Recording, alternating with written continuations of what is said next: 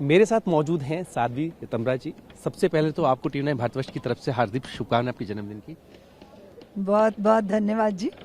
आपने जो अपना पूरा जीवन है समर्पित किया, भगवान राम का जो भव्य मंदिर बनने जा रहा है उसके लिए जो आंदोलन हुआ था, कैसा लग रहा है? 22 जनवरी जब आ रही है, प्राण प्रतिष्ठा होने जाएगी। अब जीवन की सफलता सार्थकता दोनों अनुभव हो रही है, क्योंकि राम जन्मभूमि का आंदोलन मेरे जीवन का, कहते हैं ना, एक जीवन एक मिशन। तो हमारा मिशन ही था राम जन्मभूमि का, पहले मुक्ति हो, फिर उस पे भव्य मंदिर बने। तो अब ऐसा है कि लगता है जीवन पूर्ण है। अब जो भी कुछ है वो बोनस ही है, क्योंकि हमारे जीवन का सबसे बड़ा लक्ष्य था, क्योंकि लगता था कि मेरी तरुणाई जवानी जीवन का पुष्प श्री राम के लिए, तो श्री राम के लिए उन्हें ना अपनी जन्मभूमि बहुत प्रिय थी।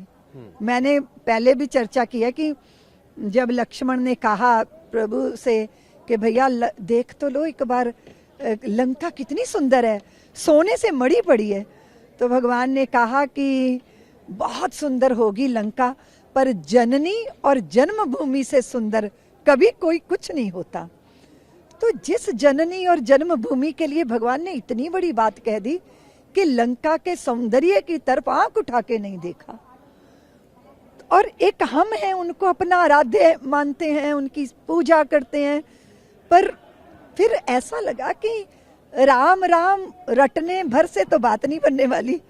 तो नामधारी दिनकर याद आए कि वो पिए शीत तुम आतप घाम पियो रे, वो जपे नाम तुम बनकर राम जियो रे। अब राम बनकर जीना है तो फिर शौर्य चाहिए, और फिर संघर्ष की सामर्थ्य चाहिए, और फिर जनमेदनी को जागृत करना था, वो बड़ा लक्ष्य बना। और ये सब करते करते करते दुश्वारियां थी, प्रतिकूलताएं थी, बाधाएं थी, और बहुत सारी दिक्कतें थी, लेकिन ये था कि नहीं, ये कदम कभी रुक नहीं सकते। और फिर आप जानते हो, जीत के आपका तो नाम ही जीत है, हम लोग तो अभी जीते हुए हैं क्योंकि हमारे अयोध्या के आंदोलन की बहुत लड़ाई लड़ी है, जो सड़कों पे ही नहीं लड़ी गई, कानून की गलियों गलियारों में भी लड़ी गई, और बड़ी भारी प्रतीक्षा हुई। अब इतनी प्रतीक्षा हो जाए, उसके बाद जब लक्ष्य मिल जाता है तो कैसा अनुभव होता है। लगता है जैसे किसी कंजूस आदमी की कोई पोटली खींच के ले जाए, अब फिर उसको वो दोबारा मिल जाए तो कैसा लगता है।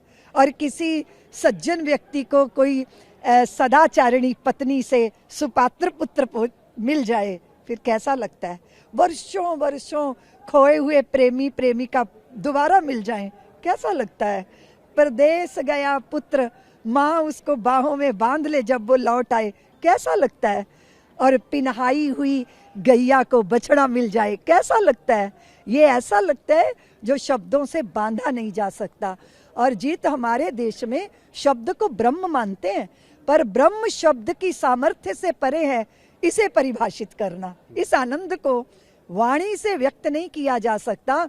जहाँ बोल वहाँ अक्षर आवा, जहाँ अबोल वहाँ मन न रहावा, बोल अबोल मध्य है जो इस बात को जाने कोई, ना बोले बिना रहा जा रहा है और ना बोले जा पा रहा है। तो ऐसी अनुभूति है ये आनंद की।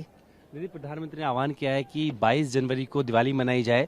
वो दिवाली थी जब श्री राम जी 14 वर्ष बाद लौटे थे, अब 500 वर्ष बाद लौट रहे हैं, तो ये दिवाली कैसे खास रहेगी? ये दिवाली ज्यादा बड़ी खास है ये, क्योंकि अयोध्या में तो भगवान को 14 वर्ष के लिए, लेकिन यहाँ तो 500 वर्ष में लगातार संघर्ष चलता रहा। तो ये दिवाली मैं सोच रही हूँ जीत, दिवाली तो हम 22 तारीख को करेंगे ही, पूरे विश्व के अंदर सनातनी जगत जगर मगर हो जाएगा, लेकिन ना हमारी आस्था के दिए जल गए, हमारे स्वाभिमान की ज्वाला प्रकट हो गई है। हमारा ना स्वाभिमान खंड खंड था, और जिस व्यक्ति का स्वाभिमान खंडित हो जाए वो जीते जी एक शव की तरह होता है ना। हम ऐसा ही अनुभव करते थे, और अब वो अंतर में जाग गया है। सबसे बड़ा विश्वास कि हम जो चाहें सो कर सकते हैं, और हम वही चाहते हैं जो शुभ होता है, जो शिव होता है, जो कल्याणकारी होता है, जो सृष्टि के लिए होता है और हमारे अपने लिए नहीं, युगों युगों तक आने वाली पीढ़ियों के लिए होता है। आप ये बताओ जीत, अगर हमारी संतानों को ये पता हो कि 3 पीढ़ियों तक हमारे पुरखे 4-5 पीढ़ियों तक लूजर रहे। आजकल के बच्चों की ना एक बड़ी अजीब सी गाली है लूजर होना। तो यही हमारी संतानों को पढ़ाया गया कि अरे वो तो पराजित होते रहे, वो तो मार खाते रहे, वो तो आपस में बटे हुए थे, वो तो विलासी थे। ये सब पढ़ पढ़ के ना अंतर आहत था, घायल था। और उसको पुनर्स्थापित करने के लिए सरयू का जल हाथ में लेके शपथ करनी थी। उसके लिए ना कंकड़ को शंकर होना था। उसके लिए हर हर महादेव भी होनी थी। उसके लिए भोले बाबा को प्रलयंकर भी होना था और अभयंकर भी होना था। और ये आंदोलन ने ये कर दिया। मैं आप सोचो जीत, मैं नहीं समझती कि मैं कभी किसी सभा में तो मेरी बहुत सभाएं होती थी, लेकिन मुझे पानी चाहिए। बहुत बार ऐसा होता था कि सभा नहीं है वहां, हम जा रहे हैं और स्टेशन पर पता चला कि जितनी लंबी यात्रा है मेरी रेलगाड़ी से, उसके हर स्टेशन पे सभा हो जाती थी। मैं रात भर नहीं सो पाती थी।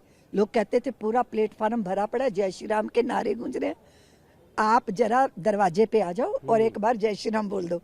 और मैंने ये तक देखा जीत कि अगर मैं स्टेशन पे ट्रेन पकड़ने जा रही हूँ, कभी कोई कांग्रेसी या कोई दूसरा नेता भी मिल गया ना, और धीरे से पैर छू के कहता था साध्वी जी बहुत अच्छा हो रहा है।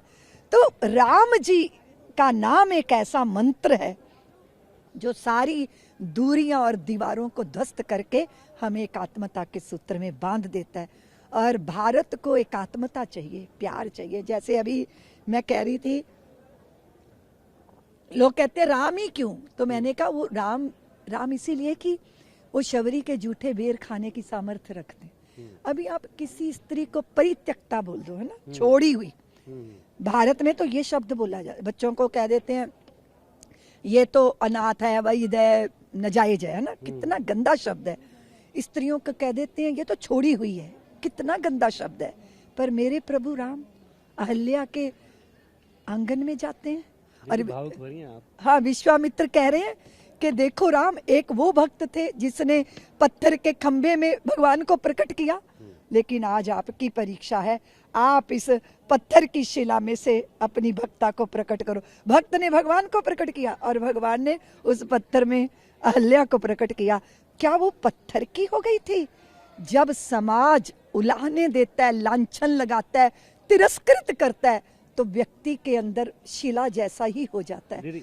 आखिरी सवाल आपसे पूछूंगा मैं ये कि भगवान राम के लिए आपका संकल्प पूरा हो गया, भगवान शंकर का आपने जो है जिक्र किया, जिस भूमि में हम बैठे हैं श्री कृष्ण जी, इनके लिए आप क्या सोचते हैं आगे? अब देखिए, हमारे सभी संतों का संकल्प है कि बाबा विश्वनाथ, कृष्ण जन्मभूमि, श्री राम जन्मभूमि, ये हमारे 3 प्रमुख स्थान हैं जो बहुत सौहार्द से हमारे समाज को प्राप्त हो जाने चाहिए। कब तक उम्मीद करते हैं? अब तारीख तो क्या बताएंगे, लेकिन नियति यही है। 500 साल तो बिल्कुल नहीं लगेंगे, क्योंकि अब कोई नहीं सोया, अब सब जागे हैं और सब चैतन्य हैं, अपने अधिकार के प्रति भी और अपने कर्तव्य के प्रति भी। बात करने की शुक्रिया। तो साध्वी तमरा, जिन्होंने अपना जीवन है पूरी तरीके से अगर हम बात करें तो श्री राम जन्मभूमि आंदोलन जो था उसके लिए समर्पित किया, और साफ तौर पे कह रहे हैं कि 22 जनवरी को जब प्राण प्रतिष्ठा होगी तो दिन खास होगा और वो दिवाली की तरह मनेगा, क्योंकि यहाँ पर 14 नहीं 500 वर्ष के इंतजार के बाद भगवान श्री राम अयोध्या लौट रहे हैं। अपने वीडियो से होगी विपुल के साथ जितेंद्र भारती, TV9।